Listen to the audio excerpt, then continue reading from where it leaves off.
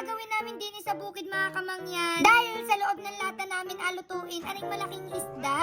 Ay, for the go! Wow! Ang ganda ko!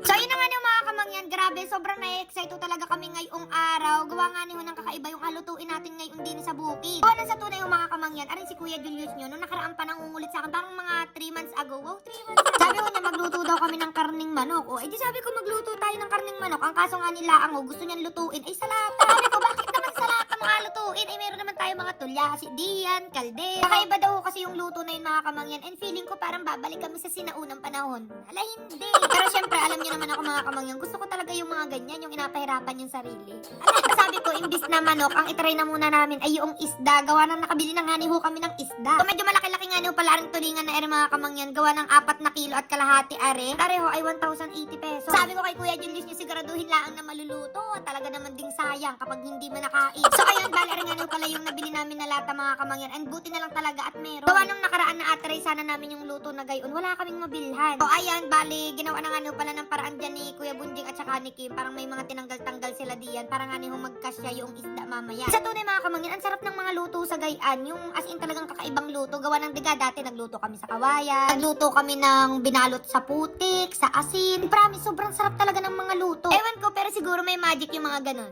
Ala, hindi. So ayun na nga niyo pala yung itsura ng isda mga kamangyan. At alam nyo kapag nasa palengke, hindi naman talaga yan nabibili ng buo-buo. Kumbaga madalang laang. Madalas kapag nasa palengke, inagayat-gayat na agad yan. Tapos inabili lang ng kilo-kilo, gayaan. Pero buti na lang ang maaga nakapunta sa palengke yan sina Ate Tintin. Nakaabot sila ng gayang kalaking isda. Kasi kapag medyo late-late na nakugayat-gayat na yung mga gayaan. So ayan, bali nilinisan na nga niyo palayaan ni tatay mga kamangyan. And wala naman na kaming masyadong agawin din sa isda mga kamangyan ng mga alagay ng mga kung ano-ano. Bali alagyan lang niya ng asin doon sa ibabaw. Kasi nga niyo, ihaw naman yan. And kapag ganyan pala kalaki mga kamangyan, medyo nakakatakot lang talaga na lutuin ng buo yan. Gawa ng baka mamaya sa labas lang yung luto. Tapos sa loob, medyo hilaw-hilaw pa. Kumbaga, hindi talaga luto, gayaan. Gawa ng may mga ganun. Pero dahil nga niyo, kakaiba naman yung way ng pagluluto natin ngayon mga kamangyan. Panigurado maluluto din yung loob. So ayan, bali tinusok na nga niyo pala ni tatay ng kawayan yan mga kamangyan. Gawa ng kailangan siya yung parang nakatayo doon sa loob ng lata. Basta makikita niyo mamaya. And habang nagawa nga niyo pala ni tatay yan diyan mga kamangyan. Wow, sobrang daming audience. Salamat. I think matatapos talaga to nang hindi tinutulungan si tatay, na mga nanonood lang sila. Ay, hindi. Pero ayan, madalas talaga gayaan mga kamangyan kapag nagaluto kami dito, mga nakaabang dyan sa paligid. Kunyari may nagatadtad, may nagaluto, mga daming nanonood. Kaya natagal yung gawain kasi syempre mga nagachismisan, ganyan-ganyan. Tapos yung mga magaluto, hindi na matuloy-tuloy yung agawin kasi nga ni, makikichismis na rin. Pero ayan, grabe, sobrang namiss talaga namin yung garni mga kamangyan. Gawa ng tiga, madalas talaga kami nung after nung kasal na sa Maynila. Tapos yung mga nandito sa Mindoro, namiss din nila yung mga ganitong luto. Gawa ng syempre,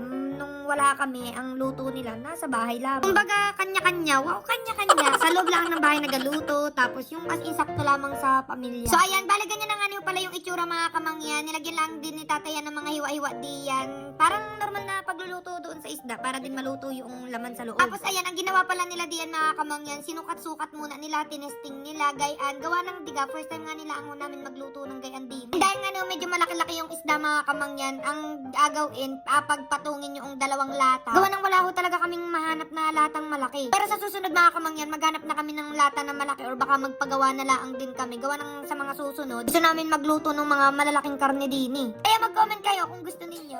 Tulad ng mga karning manok, karning baboy, gayaan. At dahil nga niyo, binaw na ganit tata yung stick diyan mga kamangyan, hindi ko na mahunot. Kaya kako, ay didini ko na lang ang alagyan ng asin. Gawa ng hindi nga niyo nalagyan ng asin kanina. Mas masarap po kasi yun sa inihaw mga kamangyan, yung may kunting asin-asin para naman may lasa, tas maalat-alat, gayaan. Tapos ayan, nilagay ko na nga niyo pala yung lata diyan mga kamangyan, pero hindi pa dyan natatapos. Gawa nga niyo na natatanggal-tanggal yung lata. Siyempre malakas yung apoy din ni mamaya, so delikado. Baka kung mamaalay kami, wala na pala yung lata doon, ay nasunog na naging abo na yung isda. Kaya ayan, may mga nilagay lang sila diyan mga kamangyan para talagang hindi matanggal yung lata. Kumbaga, okay na okay. Tapos ayan, nilagyan na nila mga kung ano-ano diyan para dire-diretso na yung apoy mamaya. At kailangan no kasi, yung apoy kasi ay buong palibot niyan. So nilagyan nila ng kahoy yung buong palibot mga kamangyan para syempre talagang as in sobrang init doon sa loob. So ayan, sobrang na-excite kami diyan mga kamangyan. Tapos may part din sa amin na syempre ngayon pa lamang nanghihinayang na kami. Gawa ng baka mamaya hindi man maganda yung luto o maging abo na siya. Kumbaga masasayang talaga yung isda, yung pagkamahal-mahal pa naman. Syempre kapag ganyan mga kamangyan, hindi hindi talaga natin alam na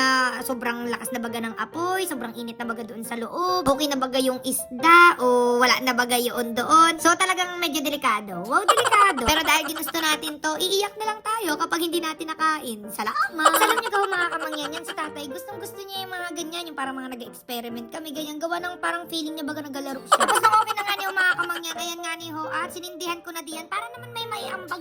Grabe, tingnan niyo naman mga kamangyan kung gaano kalakas yung apoy, parang mga 2 minutes parang luto na yung nasa loob. Alay, hindi. Ayun na mga kamangyan, grabe, sobrang init talaga diyan, as in hindi kami halos makalapit. Siyempre, lalo na dun sa pinakang loob mga kamangyan, gawa ng diga kapag yung lata mainit yung nasa paligid, yung loob nun, ay grabe talaga namang nagliliyab sa sobrang init. Dahil nakita ho pala namin na kagandahan diyan mga kamangyan, diga madalas kapag nag-aihaw tayo, yung parang halos nagiging abo na rin yung balat ng isda. So dito safe, para kabagang nag-bake lang. Wow, nag-bake. Kasi maluluto siya ng hindi lapat na lapat doon sa uling, doon sa kahoy. Gawa ng ganun kami kapag nag-iihaw. Kumbaga minsan parang nagiging lasang usok na. Kaya ngayon, feeling ko naman masarap yung luto noon. So ang talagang labanan din ni mga kamangyan ay pakiramdaman kung luto na bagay yung nasa loob o hindi pa. Habang naghihintay kami diyan mga kamangyan, ayan, chill-chill muna kami din. Gawa ng sobrang ganda din ng panahon. Gawa ng ilang araw din mga kamangyan, na panay nga ang ulan din sa amin. And ayun, habang nag-chill-chill pala ako diyan mga kamangyan, share ko lang din talaga naman kapag wala akong magawa, panay akong order na ng order. Salamat! Dahil nga yung malapit na yung Burmans mga kamangyan, nag-utay-utay na ako ng mga pangregalo. Ang isa nga sa pinaka-inari ko sa akin din ni mga kamangyan, yung pampaputi ng kilikili. Ang tagal ko na rin naman pinakita yun sa inyo mga kamangyan, ang ginagamit ko nga ni Ho ay yung product ng KCD. Sobrang ganda kasi nun mga kamangyan, kasi talaga matutulungan ka na mawala yung mga problema mo sa kilikili. Yung mga itim-itim, yung chicken skin, yung amo, yung mahilig magpawis. Pero kasi ang 5% glycolic acid mga kamangyan, na yun talaga yung makakatulong doon, and kailangan talaga na maging consistent. And sobrang natutuwa ako mga kamangyan na hindi lang sa akin humiyang, ang dami din kasi nagabasa din talaga ako sa comment section ng mga review. Sa tunay, nagkakaubasan din talaga nun mga kamangyan, lalo na't magapasko na, naku, kailangan talaga na maghanda tayong lahat. Oo naman. Kaya habang available pa yung mga kamangyan, naku, ay i-go nyo na rin ho.